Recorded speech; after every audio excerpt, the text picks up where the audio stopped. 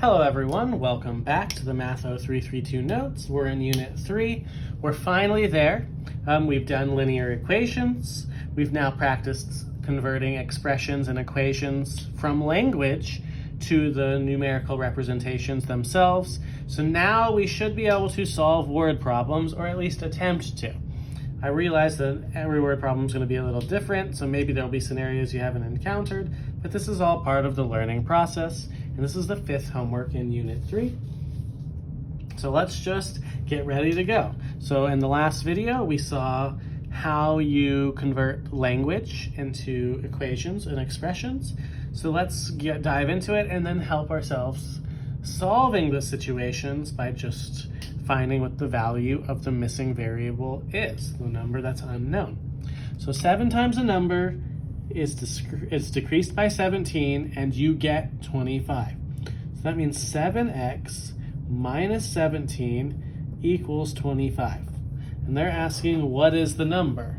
This is really their way of saying convert this to an equation and then solve for the variable, in this case, which is x. You could use a different variable, but you're solving for it. So now it's back to about 2 videos ago when we were solving equations. To unpack x, you have to go in the reverse order of operations. So since minus 17 was the last thing to happen to x, it is the first thing you have to get rid of. So 7x equals 42, and then divide by 7 to get that x is 6. And you can always confirm this by saying, well, what happens when I take 7 times a number? Now a number is technically 6. 7 times 6 is decreased by 17. Do you get 25? And the answer is yes. Number 2 is kind of tricky in some ways. When 40% of a number is added to that number, this will let us talk about something. You get 168. Generally speaking, if you're dealing with any percentages, you need them in decimal form. So as a quick note, which we'll practice this more in the future, I will make sure these kind of questions aren't on the quiz or the midterm. 40% is, as a decimal, you move it twice to the left, so that would be 0.4. So 40% of a number really means 0.4 times the number x is added to that same number, so that's added to x to get 168. This is kind of complicated though, because 0.4x plus x, this is 1x, so we add the coefficients in front, so that would be 1.4x equals 168. And from here you can solve. Now, if you have decimals and you would like to get rid of them, you count how many places are behind the decimal and you multiply by a 1 with that many zeros to both sides. So this ends up giving you 14x by moving the decimal 1 to the left and adding a 0 to the other side equals 1680. Sorry, why did I put plus? It's equals. Equals 1680. Yes, you preserve the sign. I don't know why. I mean, I do know why. I just don't know why I did that. Divide by 14.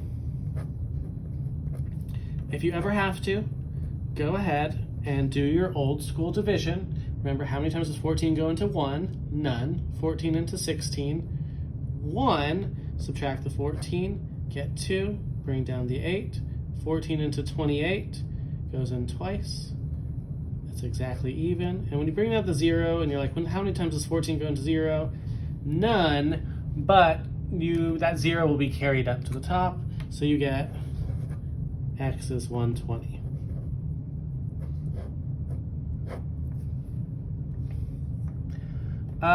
I want you to try number 3, let's look at 4. The average yearly salary of a doctor is $27,000 less than 3 times the average salary of a teacher. If the combined salary is $189,000, how much does each profession make on average? Okay, so this gives us a little bit of relationship. It's a lot to handle. So the salary of a doctor is $27,000 less than 3 times the average salary of a teacher. So that really means is that if we let the teacher's salary be x, then the doctor's salary is 27,000 less than 3 times the average salary of a teacher. That means 3 times the value of a teacher, 3x, minus 27,000. Combined, the salary is $189,000. So they're saying when I add these, 3x minus 27,000 for the doctor plus x for the teacher, I get $189,000. Combining our like terms, then that this is really 4x minus 27,000 equals 189,000. Okay, so now our goal is to solve, and so we'll add the 27,000 to the other side to get 4x equals 216,000. And when we divide by 4, really what you can do is you can divide the 216 by 4, and then the 3 zeros will stay. So 216 divided by 4 ends up being 54. We'll keep the 3 zeros. So this is really telling you that the teacher makes $54,000. The doctor makes 3 times $54,000 minus 27,000. This is $162,000 minus 27,000, which is $135,000. Now, what else could you have done to get that? If you knew the teacher made $54,000 and you knew the sum added to 189, what you could have always done is 189 minus the 54,000 the teacher makes, and the remaining is the doctor's. So there's a few different ways you could have done this. I think this problem is a lot. But it is one that could possibly show up. There's more of these on the next page. There's just a lot of word problem scenarios to deal with.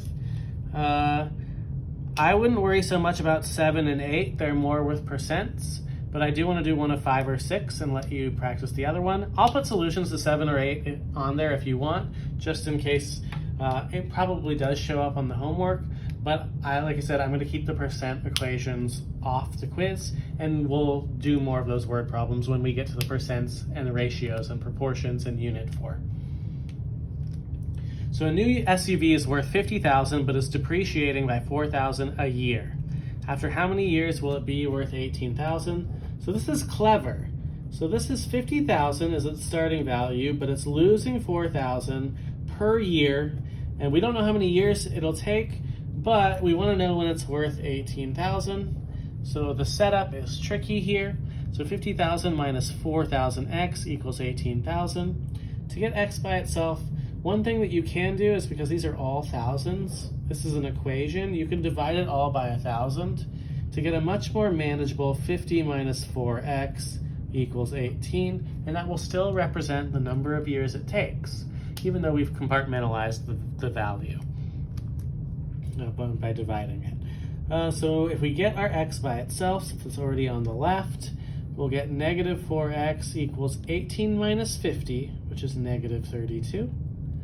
And then when we divide by a negative, so negative divided by negative is positive, which is good because we're talking years.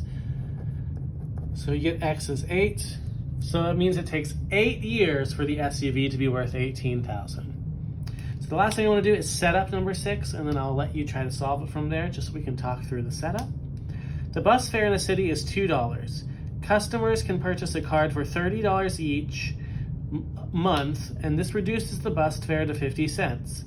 How many times must someone ride the bus in order for the card to be worth the monthly cost? So if you don't buy the card, the monthly card, you pay $2 per bus ride, so 2x.